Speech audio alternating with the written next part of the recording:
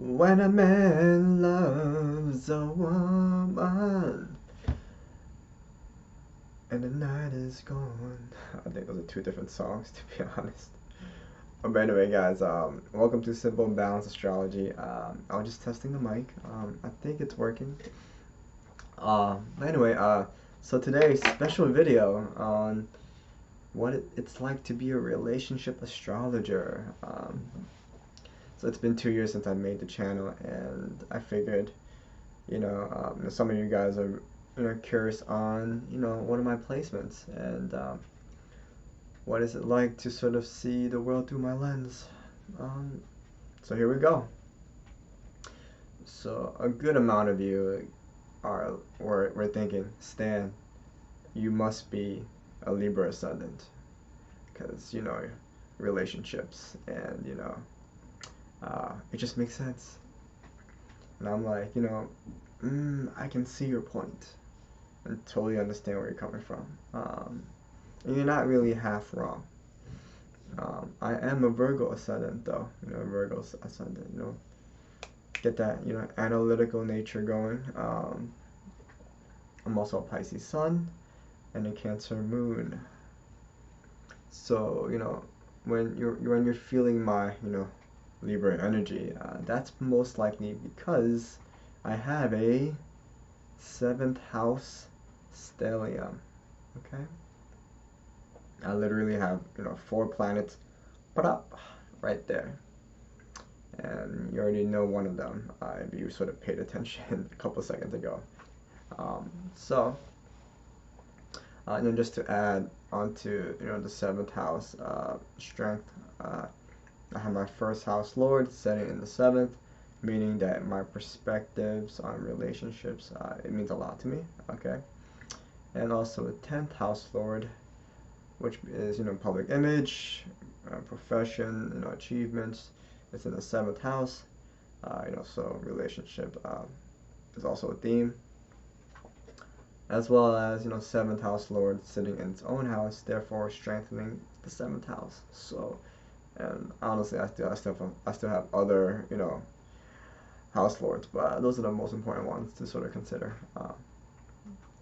Okay, so now we understand why I am into relationships. Okay, so what about the astrology? Why am I into astrology? I mean, there's so many combinations, but in my chart, it's like 8th house lord. 8th house is what? Scorpio, right? So Scorpio represents the occult. 8th house, just everything deep. Okay, mysticism, occult, underneath everything all. So 8th house lord sitting in the 3rd house of hobbies, ideas, communication, and the sign of Scorpio. Isn't that great? So, and I would have to add that my Jupiter is sitting in the same house, and therefore expanding this house as well.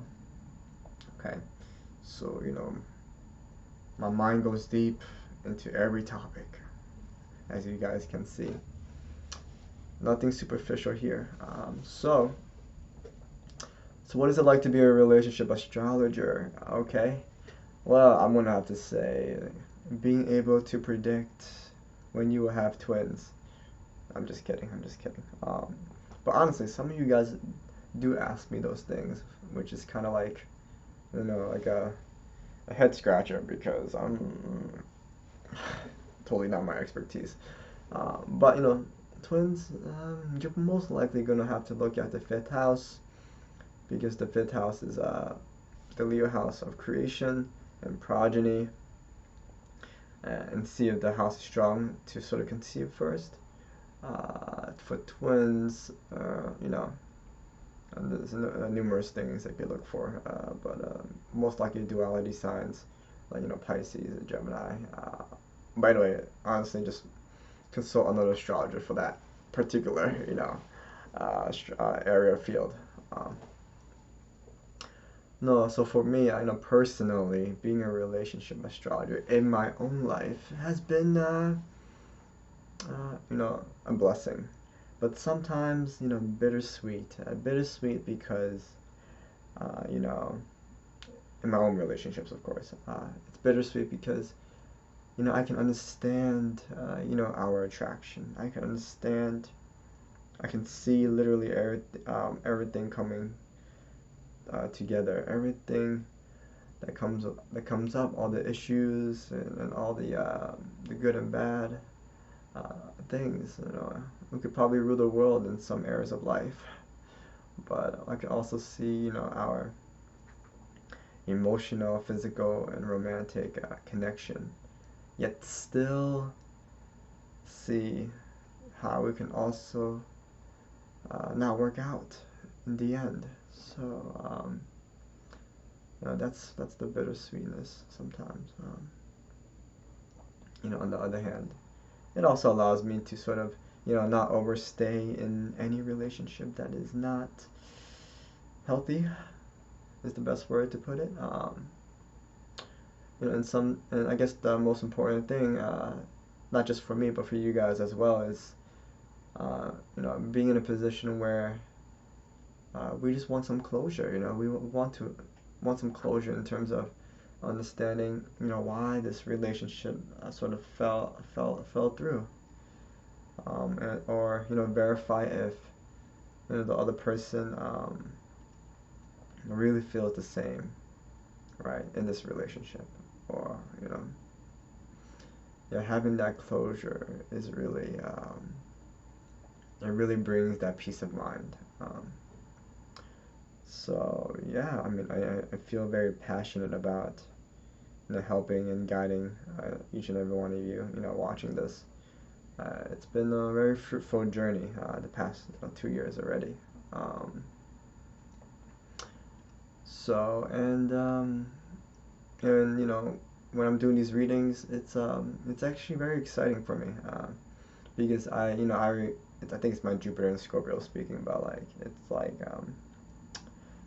I want to know why you feel the way you feel in this relationship, and I want to know why you know, what's bringing the two of you together. It's the mystery to me, and it's very exciting actually when I'm doing these readings, and I'm like, each case is very different. So